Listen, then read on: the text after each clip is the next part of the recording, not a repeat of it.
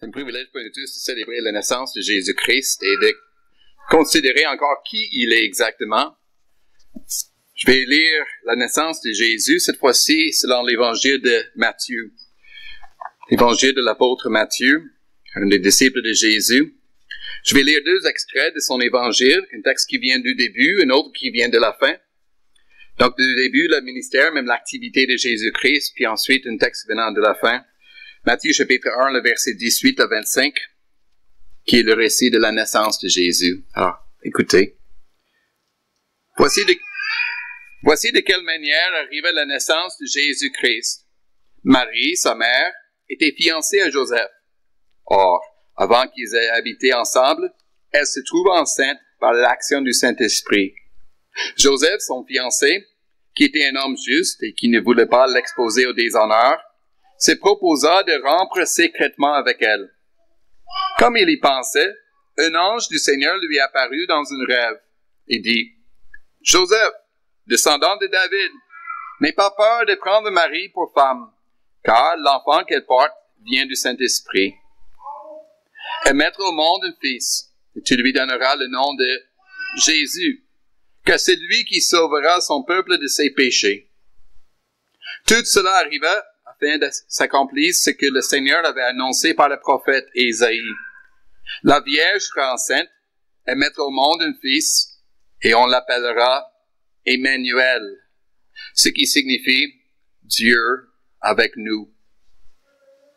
À son réveil, Joseph fit ce que l'ange du Seigneur lui avait ordonné, il prit sa femme chez lui.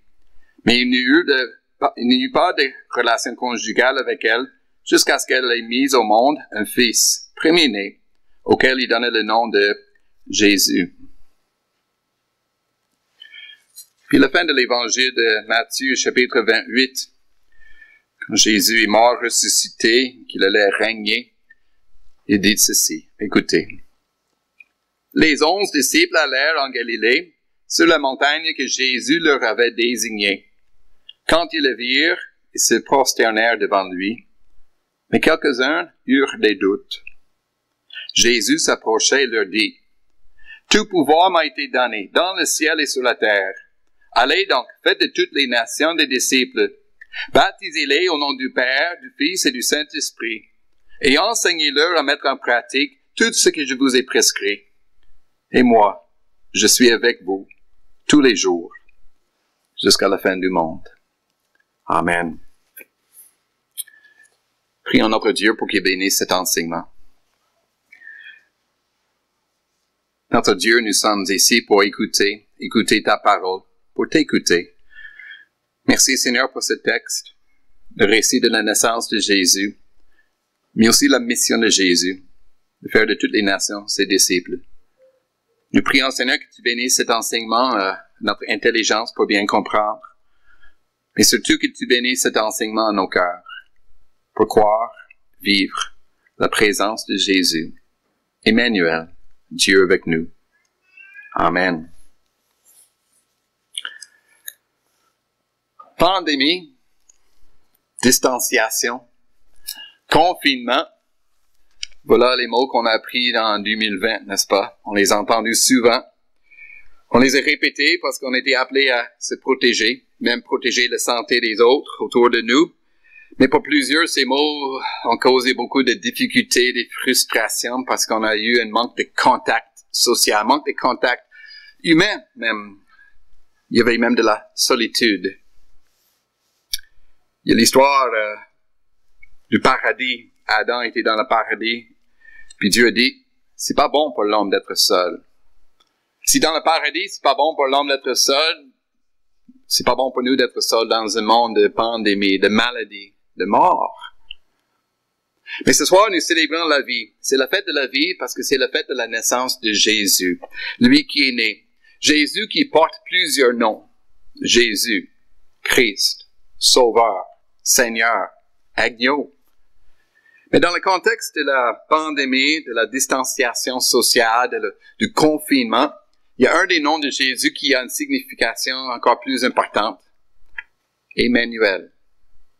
Dieu avec nous. Jésus est Dieu avec nous. Et donc, j'aimerais qu'on considère ce soir Jésus, Dieu avec nous. Et puisqu'il est Dieu avec nous, nous devrions nous assurer que nous sommes avec Dieu. Que nous sommes vraiment avec Dieu. Mais d'abord, Jésus, Emmanuel, Dieu avec nous. Quand on dit que Dieu est avec nous, parfois on dit que Dieu est omniprésent. Omniprésent qui veut dire, il est partout présent. Il est partout. Comme de l'oxygène. L'oxygène est partout et notre vie dépend de l'oxygène. Ça nous maintient en vie. Dieu est partout, il nous donne la vie. Mais quand on dit Dieu est Emmanuel, Dieu avec nous, on parle de Dieu avec nous personnellement. Dieu est avec nous d'une manière personnelle. C'est pas d'une manière impersonnelle comme l'oxygène, mais plutôt il est personnellement avec nous comme un ami intime. Il est là pour partager la vie avec nous. Il est là même de partager sa vie avec nous. Alors, ce soir, retenir, c'est Jésus et Emmanuel, Dieu avec nous, parce qu'il partage sa vie avec nous. Le nom Emmanuel, on l'a lu dans l'évangile de Matthieu, l'apôtre. Ce qui est intéressant dans son texte, on a lu le début de l'évangile de Matthieu, puis aussi la fin. Au début, Jésus est né, un enfant faible, dépendant de ses parents. À la fin de l'évangile, Jésus est le roi des rois. Il dit, j'ai tout pouvoir, toute autorité. Et les autres dépendent de lui. Les disciples dépendent de Jésus. Mais il y a une chose qui est constante du début jusqu'à la fin. Au début, Matthieu nous dit, on l'appelle Emmanuel, Dieu avec nous. Puis à la fin, c'est Jésus qui prend son nom, il en fait une promesse. Et je serai toujours avec vous jusqu'à la fin du monde.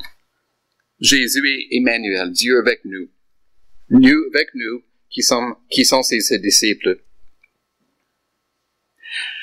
C'est intéressant de considérer la naissance de Jésus à la lumière donc de la pandémie COVID-19 et surtout tous ces protocoles sanitaires.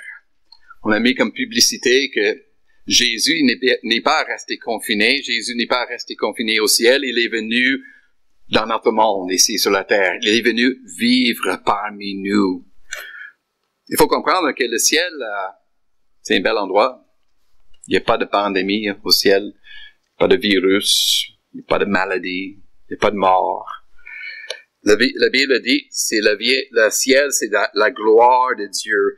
Le texte qu'on a lu tantôt en Ésaïe, chapitre 6, parle de Saint, Saint, Saint et l'Éternel. Parce que c'est la sainteté, la gloire, la belle vie qui est là. Et alors Jésus, qui est Dieu, le Fils, il est venu dans notre monde. Il est venu dans notre monde qui est beau, mais on a des problèmes, n'est-ce pas? On a des pandémies, des difficultés de santé. C'est pas une vie parfaite. Donc Jésus, au lieu de rester dans le beau ciel, il a décidé de venir ici dans notre monde, qui n'est pas très facile. Il est venu vivre parmi nous avec nos maladies. Si le docteur Horacio Arruda était là à l'époque, il aurait dit à Jésus, viens pas ici. En fait, il lui aurait dit, tu n'as pas le droit de venir ici. On est malade, on est contagieux. Mais en fait, Jésus n'avait pas peur des maladies contagieuses. On se souvient que Jésus a fait beaucoup de miracles. Il a guéri beaucoup de personnes. Il a aussi guéri les lépreux. Les lépreux. La lèpre était la maladie la plus contagieuse à l'époque. Si on était lépreux, il fallait sonner une cloche et crier « impur » pour que les autres ne s'approchent pas. C'était la façon de porter une masque à l'époque.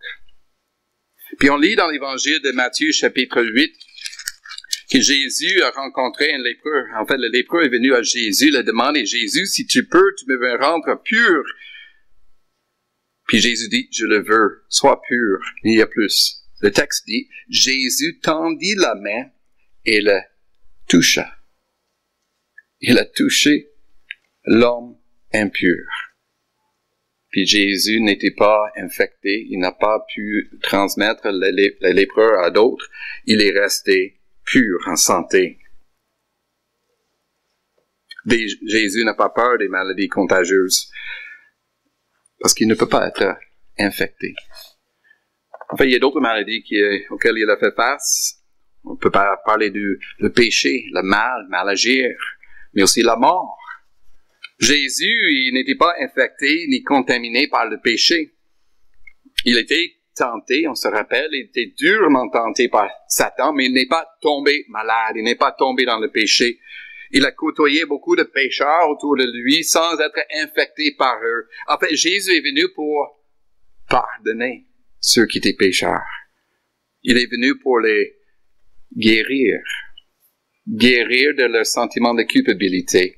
Guérir de leur honte d'avoir mal fait. Jésus n'est pas contaminé par le péché. Il est guéri. Aussi par rapport à la mort, Jésus n'était pas infecté ni contaminé par la mort. On sait que Jésus est mort, n'est-ce pas? Il a été crucifié, il est mort, enseveli, on l'a confessé tantôt. Mais on a aussi confessé que Jésus est ressuscité le 3e jour. Il a conquis la mort, il a conquis même le prince de la mort, Satan. De plus, il a fait ressusciter d'autres. Il a ramené les morts à la vie. On se rappelle l'histoire de Lazare, qui était dans le tombeau 3 jours. Puis Jésus a dit, sors! Il est sorti vivant. Alors Jésus est celui qui peut pardonner notre culpabilité, il peut pardonner notre honte d'avoir mal agi. Il est aussi celui qui peut nous donner la vie, une vie ressuscitée, une vie nouvelle et éternelle après la mort. Et c'est la raison pour laquelle nous l'appelons Sauveur. Il nous sauve, il nous guérit, il nous donne la vie. Peut-être parce qu'on parle d'une pandémie, peut-être vous dites, mais est-ce que ça veut dire que Jésus est un peu comme un vaccin? Non. Jésus n'est pas comme un vaccin. Parce qu'un vaccin, qu'est-ce que ça fait? Je l'ai vérifié avec les médecins. Puis un vaccin, c'est en fait, c'est le virus qui est donné à la personne. Virus qui est donné, mais un virus affaibli. Et ça va déclencher une réponse immunitaire naturelle. Le corps va développer des anticorps. Autrement dit, c'est au corps de développer la capacité de lutter contre la maladie. Mais Jésus, c'est pas un vaccin qui nous donne le mal, ou le péché, ou la mort, puis c'est à nous de lutter contre. Non, Jésus nous donne plutôt la santé. Jésus nous donne sa santé. Il nous donne plus, il nous donne sa sainteté. Il nous donne sa perfection morale. Dans les termes théologiques, on parle de l'imputation. Jésus nous donne sa sainteté. Il nous donne sa justice. Il nous donne sa perfection, même sa vie éternelle. Ou de le dire autrement, Jésus est Emmanuel, Dieu avec nous, Dieu parmi nous, pour nous partager sa vie. Nous partager sa vie. Il est Dieu avec nous, même Dieu en nous par le Saint-Esprit. Jésus dit à un moment donné, « Demeurez en moi et je demeurerai en vous. Demeurez en moi et je demeurerai en vous pour partager sa vie. » Ou un autre texte en Éphésiens 3, une prière qui est dit par les chrétiens. « Que le Christ habite dans votre cœur par la foi, afin que vous soyez remplis de toute la plénitude de Dieu. » Que le Christ nous habite. Et là, nous serons remplis de toute la plénitude de Dieu, Emmanuel, Dieu avec nous. Puisqu'il est avec nous, même en nous, c'est Jésus qui partage sa vie. Il nous partage sa vie de sainteté. Nous rend pardonnés, sans faute, sans culpabilité, sans honte. Il nous partage aussi sa vie de santé. Il nous promet une vie, un corps ressuscité, avec un corps incorruptible, plus de maladies. En fait, il produit en nous sa vie. Une vie de victoire sur le mal pour faire le bien. Une vie de victoire sur la culpabilité pour avoir le bonheur. Si on veut l'illustrer, c'est pas un vaccin, il faut penser peut-être plutôt à l'idée de partager un logement. Parfois, on prend un logement, puis on a des colocataires, puis on partage le logement ensemble. Il faut vivre ensemble. Ou peut-être c'est mieux de dire le mariage. Parce que c'est l'image que la Bible utilise le plus pour décrire la relation entre Jésus et ses disciples. C'est le mariage. Puis un homme et une femme partagent leur vie ensemble. Ils partagent leur vie. Moi avec toi et toi avec moi. Et leur vie est partagée ensemble. Nous partageons notre vie avec Jésus Plutôt, c'est Jésus qui partage sa vie avec nous. Parce que nous, on arrive avec notre pauvreté, on apporte très peu dans ce mariage. C'est Jésus qui apporte toutes ses richesses, sa sainteté, sa santé, sa vie, pour que nous ayons sa vie en nous. Jésus Emmanuel, Dieu avec nous, qui partage sa vie avec nous. C'est à ce moment que quelques pasteurs ou des prêtres diraient, mais alors Jésus avec chacun de vous, vous êtes tous des enfants de Dieu. Quoique la Bible ne le dit pas comme ça. Et même Jésus, dans le texte qu'on a lu, il nous appelle à reconnaître que nous sommes ses enfants, ses disciples. Jésus a donné cette exhortation en Matthieu chapitre 28 que nous avons lu. Allez, faites de toutes les nations des disciples, baptisez-les au nom du Père, du Fils et du Saint-Esprit, et enseignez-leur à mettre en pratique tout ce que je vous ai prescrit. Et ceux qui sont ses disciples, eux, ils peuvent écouter, saisir, vivre la promesse. Et moi, je suis avec vous tous les jours jusqu'à la fin du monde. Donc voilà la question qu'il faut nous poser. Est-ce que je suis un disciple de Jésus? Est-ce que Jésus est avec moi? Jésus est Emmanuel, Dieu avec nous. Nous sommes-nous avec Dieu, même Jésus? Oui, il faut être baptisé au nom du Père, Fils et Saint-Esprit. Il faut recevoir l'enseignement. Tout ça, il faut recevoir par la foi, par la confiance en Jésus comme sauveur. Mais comment savoir si je suis vraiment avec Jésus et que Jésus est avec moi? Comment savoir que Jésus est Dieu avec nous et nous sommes avec lui? Il y a plusieurs choses que je peux dire, mais peut-être simplement deux pistes à explorer, deux éléments d'une bonne réponse. Si nous sommes avec Dieu, nous confessons que Jésus est notre Sauveur. Nous déclarons que Jésus est mon Sauveur. Et là, on a la confiance que je suis avec Dieu, Jésus. C'est un peu comme un mariage, n'est-ce pas? Si un homme et une femme sont mariés, ils sont contents de dire, mais voici mon mari. Et voici ma femme. Bon, il y a des moments dans la vie de couple qu'on est un peu moins content, mais en général, ce qu'on s'attend, c'est qu'on soit content de présenter, voici ma femme, voici mon mari. Puis si on est un enfant de Jésus, un disciple de Jésus, on est content de dire, mais voici mon sauveur. J'appartiens à Jésus, je suis chrétien. Ça m'arrive parfois en parlant avec quelqu'un, puis il se rend compte que je suis un chrétien, puis un pasteur de tout, de plus. Puis il dit, oh, moi aussi, je suis un chrétien. Oh, ok, bon, excellent. Puis dans la discussion, à un moment donné, ça devient un peu évident que je suis chrétien, mais je pratique pas trop.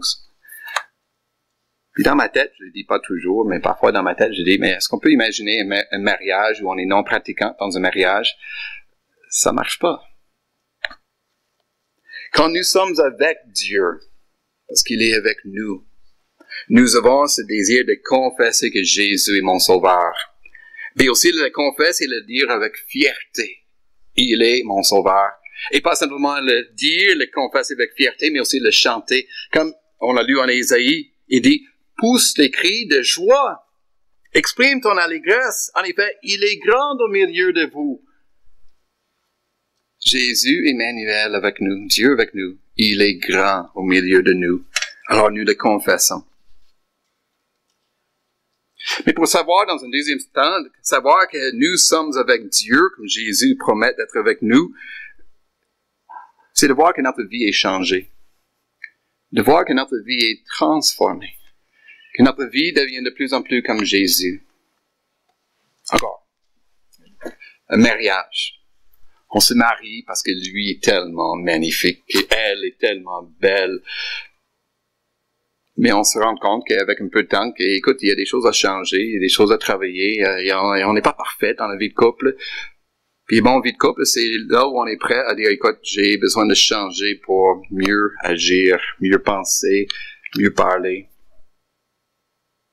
Quand Jésus partage sa vie avec nous, c'est pas simplement nous partager sa vie, c'est aussi de produire sa vie en nous. Produire sa vie en nous pour que nous soyons de plus en plus comme Jésus. Que nous soyons changés, transformés, ou encore, si vous voulez le terme biblique et théologique, d'être sanctifiés. Sanctifier, devenir de plus en plus saint comme Jésus est saint, de faire le bien comme Jésus fait le bien, de devenir de plus en plus comme lui, comme dit un texte biblique, nous sommes transformés à son image de gloire en gloire par l'Esprit du Seigneur Jésus-Christ. Transformés par l'Esprit de Jésus qui nous habite. Cela est l'intention de Jésus quand il a dit, si vous êtes disciples, il faut enseigner à mes disciples tout ce que je vous ai prescrit. Parce que Jésus s'attend à ce qu'on lise ce qu'il nous a dit, qu'on le comprenne, et qu'on les croie, qu'on le fasse. On a lu l'autre texte en Apocalypse, chapitre 1, cette description de Jésus dans toute sa puissance, puis il marchait au milieu des églises. Si vous lisez la suite, Apocalypse chapitre 2 et 3, il y a 7 lettres de Jésus écrites à 7 églises. Et dans ces lettres, il exhorte ces églises, il les exhorte, les encourage à vivre une vie comme lui le désire. Jésus, son désir, c'est toujours de transformer notre vie, nous sanctifier, nous changer pour que nous soyons de plus en plus comme lui. Changer vraiment. Dans une vie de couple aussi, c'est sûr qu'on arrive dans une vie de couple, puis on peut changer, mais changer dans la mauvaise direction, disant, lui qui était un beau mec, il est marié, puis il devient un sale cochon. C'est comporte mal. C'est pas ça qu'on veut. On veut un changement. On est de plus en plus comme Jésus. Et vous savez, Jésus, il était qui?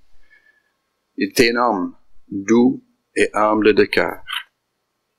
Il était un homme prêt à pardonner ceux qui lui ont fait du mal. Il était un homme prêt à aider les pauvres, ceux qui étaient négligés, ceux qui étaient méprisés.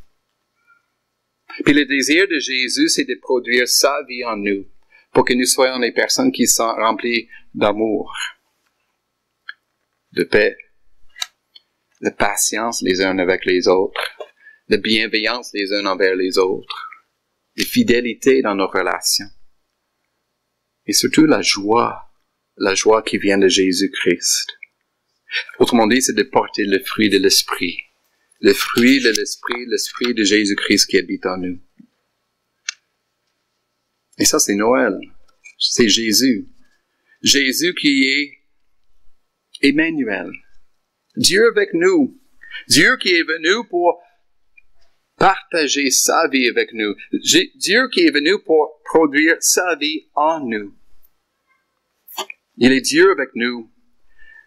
Et nous sommes avec Dieu. Quand nous voyons sa vie en nous. Quand nous partageons sa vie pour confesser que Jésus est sauveur de ma vie. Et de démontrer sa vie par une vie changée, transformée. Ça, c'est la vie. La joie de vivre. La joie de vivre comme Jésus. Nous prions pour que Dieu œuvre en nous de cette grâce. Prions.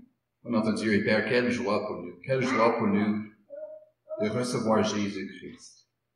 Merci pour ce cadeau que tu nous as donné. Tu as donné ton Fils.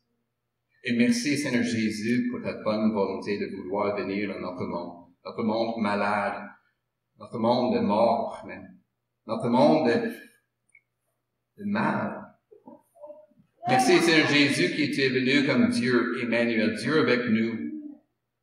Ton désir, c'est de partager ta vie avec nous.